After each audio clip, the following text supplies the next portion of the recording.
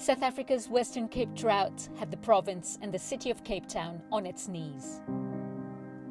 The 4-year-long drought resulted in widespread water shortages, significant drop in agriculture production, and tens of thousands of job losses.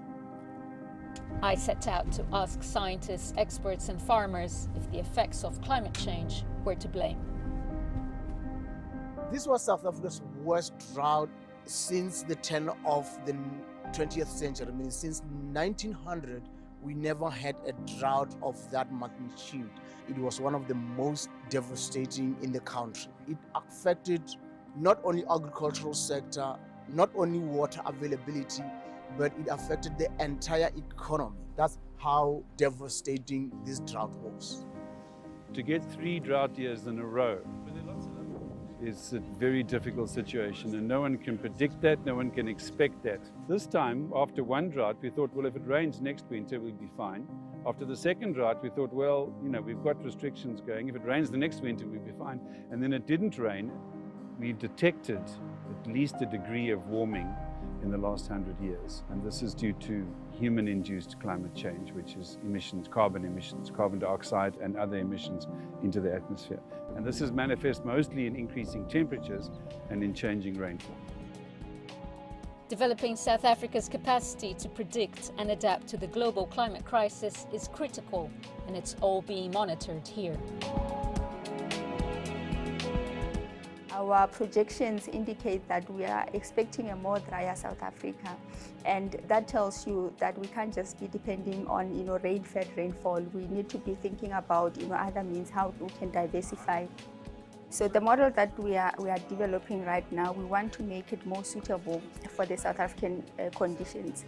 We know at the moment that the current model we are using struggles with capturing the intensity of extreme rainfall events. And when we develop the model ourselves, we will be able to make improvements where we find that there is something that is missing. So there are signs that the South African region is already being impacted by climate change. If we think in terms of what we have experienced over the past few years, the Cape Town drought, 2015 to 2017 period, that was characterized by a few years in a row with below normal rainfall. A study did show that climate change contributed to that lack in rainfall. That study was performed by some of our colleagues at the University of Cape Town. The climate change projections for the Western Cape are not good. They are saying that we're going to get warmer and we're most likely going to get less rain. Those are the projections, and we've seen the trends showing that. And whether these more frequent droughts are a sign of that, we don't know for sure. But in the last 20 years, we've had more years below average rainfall than above average rainfall. So that indicates that Cape Town needs to be doubly aware. The worst droughts in over a century wreaked havoc in this region. Now dams are full and the rains have come, but it can happen again. Cape Town's water system is almost entirely dependent on rainfall, making it highly vulnerable to climate variability and change. Water is life. Without water, you don't have life. The 2015 to 2018 period was devastating for so many people and so many farms because everybody woke up very late. Climate change is a massive problem in our lives, and for me personally, it's a very, very big part of who I am as an individual and how we run our farms and how we operate. So it's consciously, it's in my mindset every single day. Cape Town woke up too late. Definitely now, there's a much more consciousness that when the next drought comes, we will be a lot more prepared. And the crazy thing is with global warming, it's happening so quickly. Temperatures are lower than they've ever been. It's happening so quickly. So it's not about the next generation, it's about our generation. It's about the next 5 to 10 years. What's that going to look like? And if we don't do something about it, this could be a very scary place to live. We had a hunch it was coming, but then there's the farmer always hope it's going to rain next season, it's going to rain next season. And yeah, it hit us. We need water for everything. I mean, water gives you tonnages, it gives you size, it gives you crop. And at the end of the day, it's all about income and survival. The big dams that used to supply us, they cut us by about, 70%. But we had proper technology. We've got drip irrigation around the farm, connected to a computer. Farmers that didn't have that technology definitely felt it. Some people had no water. I think climate change got a lot to do with it, and I think there was a bit of ignorance as well. I think especially the city of Cape Town, they saw this coming a long time ago. No dams have been built in quite a while. I think they could have started a long time ago, just educating people. Water restrictions maybe a year or two earlier, so the dams could be fuller for a longer time. 2015, start of the drought. 2016,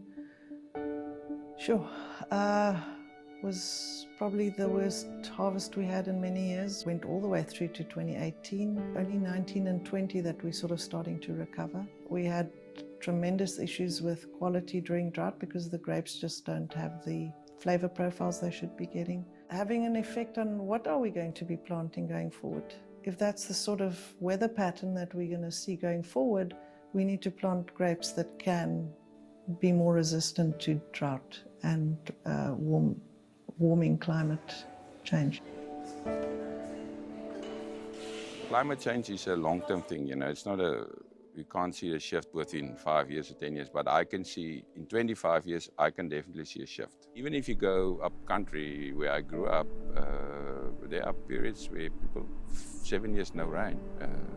It's changed. And we really need to adapt in our approach in the agricultural area to make sure we are geared for the future. It's a very simple equation. People need water to live, to cook, to eat, to drink, but they also need water for recreation. People need water for all sorts of reasons, and one can't deprive them of that water. But it is very important that we understand and we monitor the water usage in times when we do have water. Water is a source of life.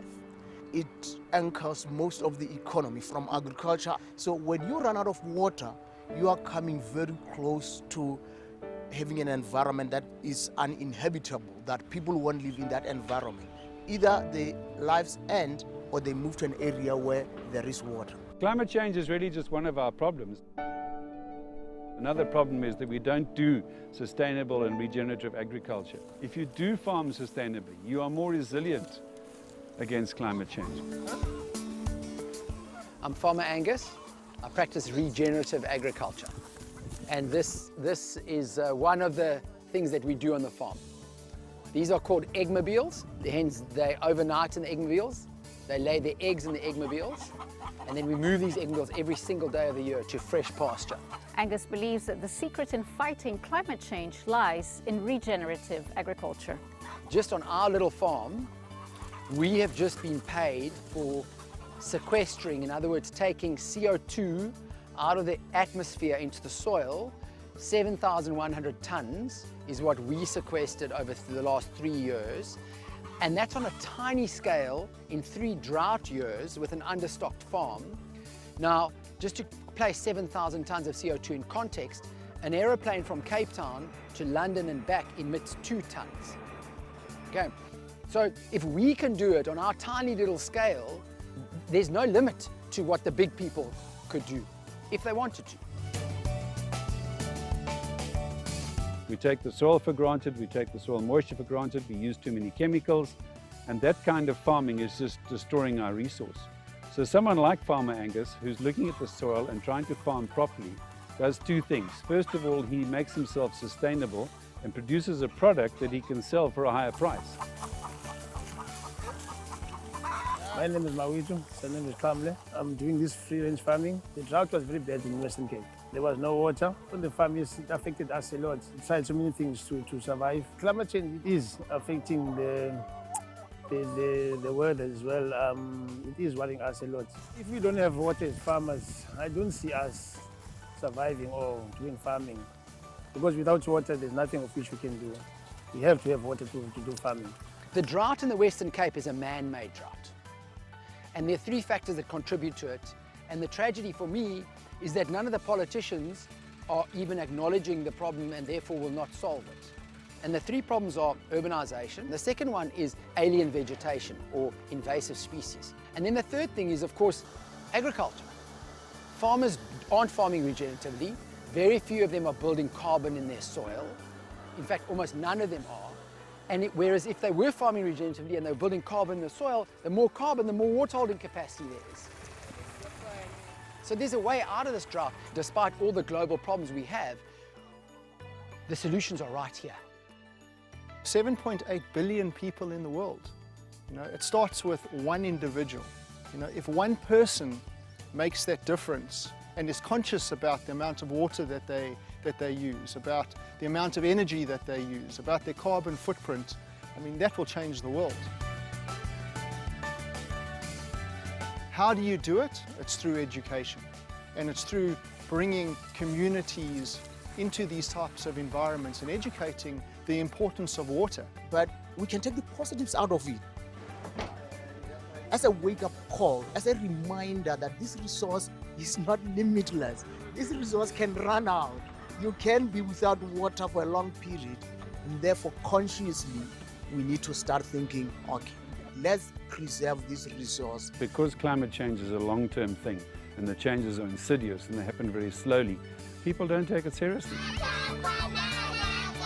Every one of us has a responsibility to make a difference in our own lives by teaching our children, by passing on the message. I think children are the future, and if the children see us doing something and we talk about it, they will grow up having heard that, and they will grow up doing things differently. The hope is that if everyone plays their part, we can get through this, we can get over this.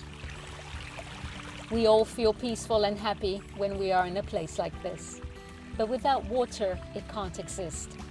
If we continue business as usual and not listen to the science and ignore regenerative agriculture practices, the long-term prognosis for our survival on this planet will be very poor.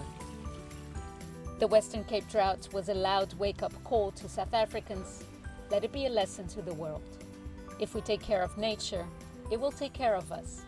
And the solution to reversing climate change might just be under our feet.